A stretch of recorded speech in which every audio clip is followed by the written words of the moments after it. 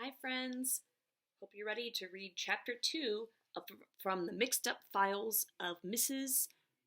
Basil E. Frankenwheeler. That's hard to read backwards. By E. L. Konigsberg. Konigsberg, sorry. It's very difficult to read backwards. You should try it sometime. Okay, so here we go. Chapter 2. All right, on Tuesday night, Jamie found his list of instructions under his pillow, pinned to his pajamas. His first instruction was to forget his homework. Get ready for the trip instead. I wholeheartedly admire Claudia's thoroughness.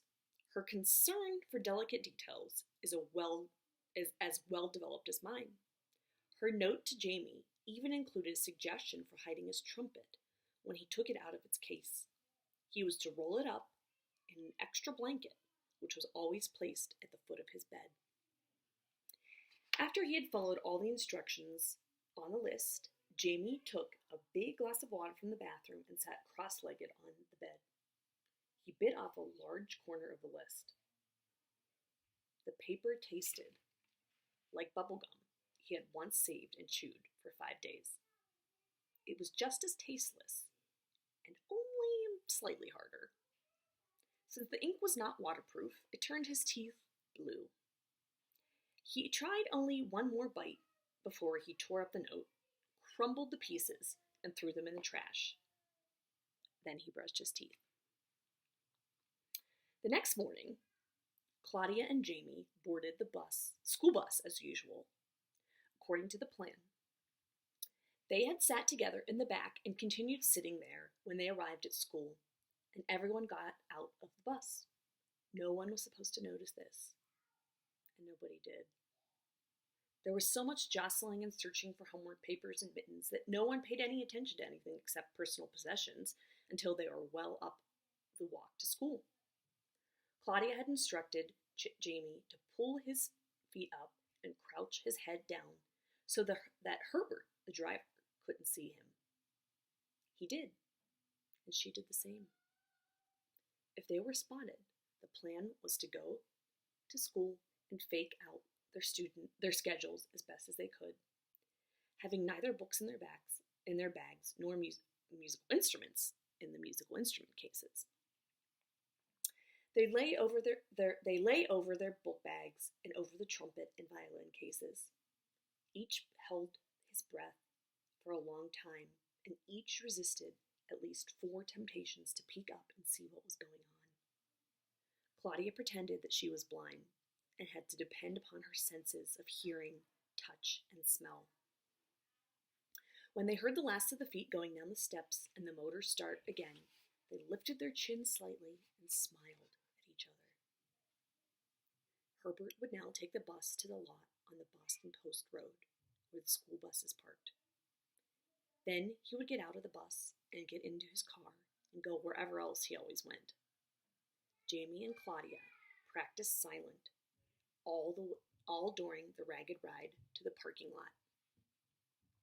The buses bounced along like an empty cracker box on wheels. Almost empty. Fortunately, the bumps made it noisy. Otherwise, Claudia would have worried for fear the driver could hear her heart, for it sounded like it was like an electric percolator brewing the morning's coffee. She didn't like keeping her head down so long. Perspiration was causing her cheek to stick to the plastic seat.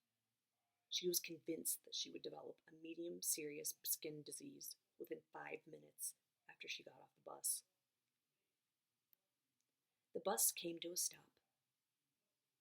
They heard the door open.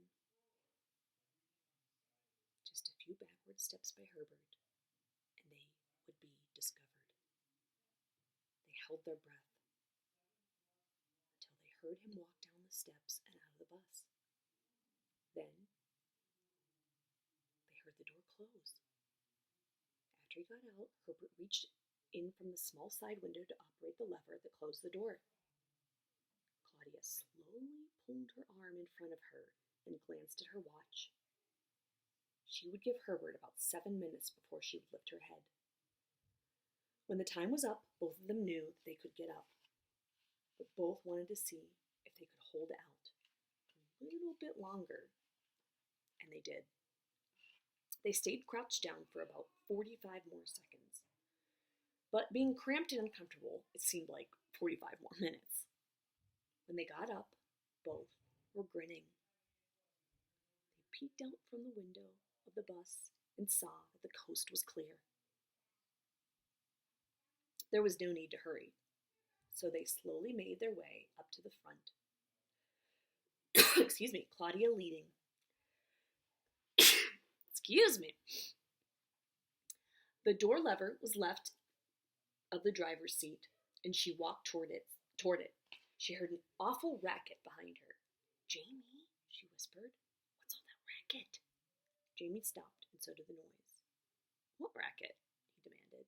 You, she said. You are the racket. What in the world are you wearing? Chainmail? I'm just wearing my usual. Starting from the bottom, I have BVD briefs, size 10, one t-shirt. Oh, for goodness sake, I know all that. What are you wearing that makes so much noise? $24.43, noise. Claudia saw then that his pockets were so heavy they were pulling his pants down. There was a gap of 1.5 inches between the bottom hem of his shirt and the top of his pants. A line of winter white skin was punctured by his navel. How come all your money isn't change? It rattles. Bruce pays off in pennies and nickels. What did you expect him to pay me, in traveler's checks? Okay, Claudia said. What's that hanging from your belt? My compass. I got it for my birthday last year. Why did you bother bringing that? You're carrying enough weight around already. You need a compass to find your way out in the woods. Everyone uses a compass for that. What woods? Claudia asked. The woods we'll be hiding in, Jamie answered. Hiding out in? What kind of language is that? English? That's what kind. Who ever told you that you were going to hide out in the woods? Claudia demanded. There! You said it, Jamie shrieked. Said what? I never said we were going to hide out in the woods. Now Claudia was yelling too. No, you said hide out in. I did not. Jamie exploded. You did too. You said, whoever told you that you were going to hide out in the woods? You said that. Okay, Claudia replied. She was trying hard to remain calm, for she knew that a group leader must never lose control of herself, even if the group she leads consists only of herself and one brother brat. Okay, she repeated. I may have to hide out in, but I didn't say, I may have said I had to hide out in, but I didn't say the woods. Yes, sir, you did that. You said, whoever told you that. Claudia didn't give him a chance to finish. I know. Now let's begin by saying that we are going to hide out in the Metropolitan Museum of Art in New York City. Jamie said, See, you said it again. I did not, I said. The Metropolitan Museum of Art, I said.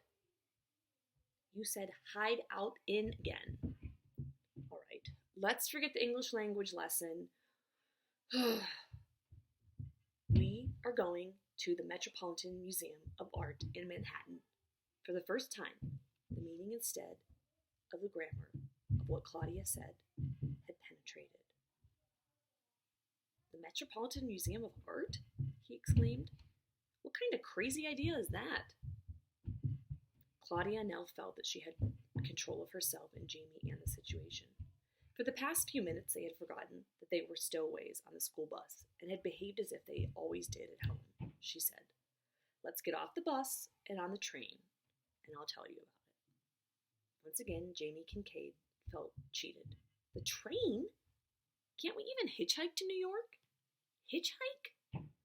And take a chance of getting kidnapped or robbed? Or we could even get mugged, Claudia replied.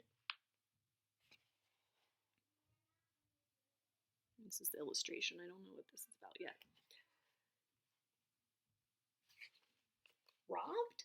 Why are you worried about that? It's mostly my money, Jamie told her. We're in this together.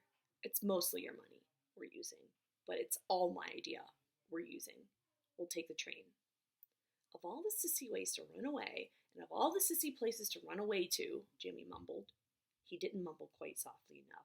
Claudia turned to him. Run away to? How can you run away and to? What kind of language is that? Claudia asked.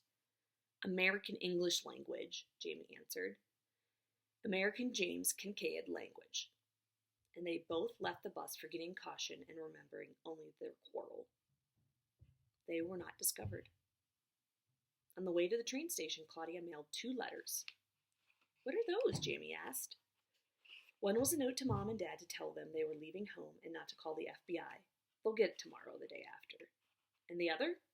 The other was 2 box tops from Cornflakes. They sent the 25 cents.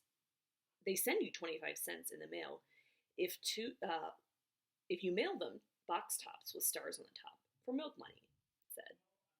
You should have sent that before. We could have used the 25 cents. We just finished eating the second box of cornflakes this morning, Claudia informed him. So I guess this is the picture is of them mailing the 2 letters that Claudia wrote. They arrived at the Greenwich station in time to catch the 10:42 local. The train was not filled with either commuters or lady shoppers. So Claudia walked up the aisles of one car and then another until she found a pair of chairs that dissatisfied her the least with regard to the amount of dust and lint on the blue velvet mohair covers. Jamie spent 7 of the 28.5 railroad miles trying to convince her sister they should be hiding in Central Park. Claudia appointed him treasurer. He would not only hold all the money, he would also keep track of it and pass judgment on all expenditures. Then Jamie began to feel that the Metropolitan offered several advantages and would provide adventure enough. And in the course of those miles, Claudia stopped regretting bringing Jamie along. In fact, when they emerged from the train in Grand Central Station into the underworld of cement and steel that led to the terminal, Claudia felt that having Jamie there was important. How well I know those feelings of hot and hollow that come from the dimly lit concrete ramp. As his money and radio were not the only reasons Manhattan called for the courage of at least 2 Kincaids. That's chapter 2. We'll do chapter 3 later.